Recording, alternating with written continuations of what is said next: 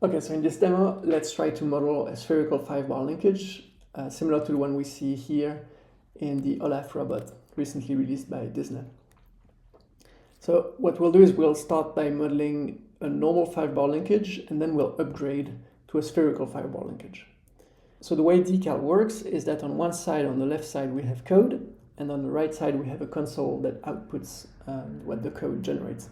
So I can uncomment a piece of code, and then I can run the code again by clicking Shift-Enter. And here, the first thing we can see is what a conventional 5-bar linkage looks like. And below that, we have a 3D view where we can start designing this 5-bar linkage. Obviously, as you can see, we're still missing two linkages that are going from each motor to the end effector. So let's start by designing those. So we have a function called section here, and this one will describe each one of those linkages.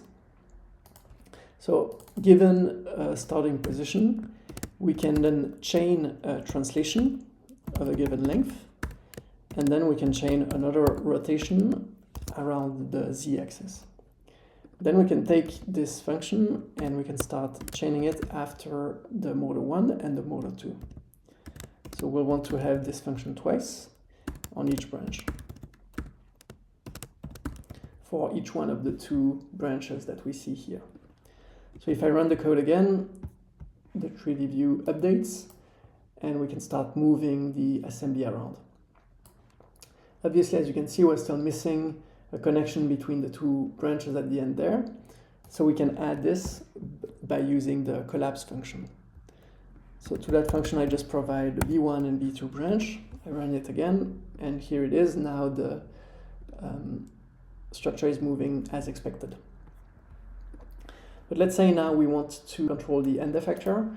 We can do this pretty easily here by adding a third branch and connecting it to the previous two, and then exposing the x and y coordinates. So now if I move the x value or the y value, we can essentially do inverse kinematics very easily.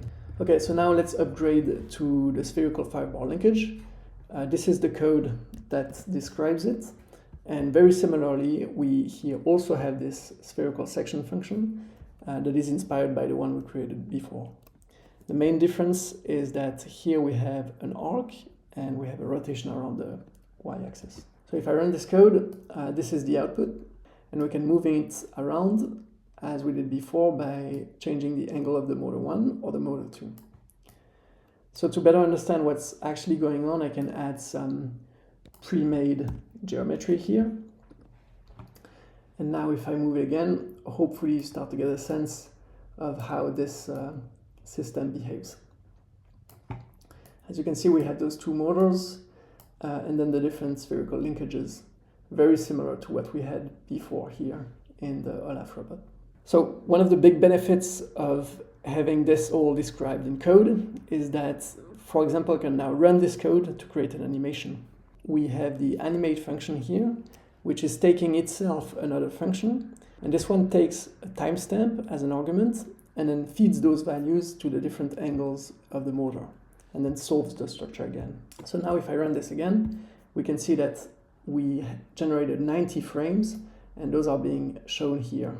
Another cool thing we can do by having everything described in code is start to run some static analysis on the structure.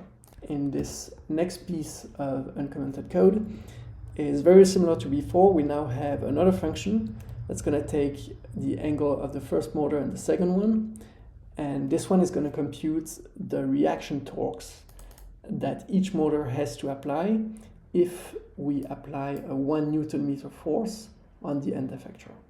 So if I run this piece of code again, it now generates those two graphs. And now we can see what the torque value needs to be over the range that we talked about.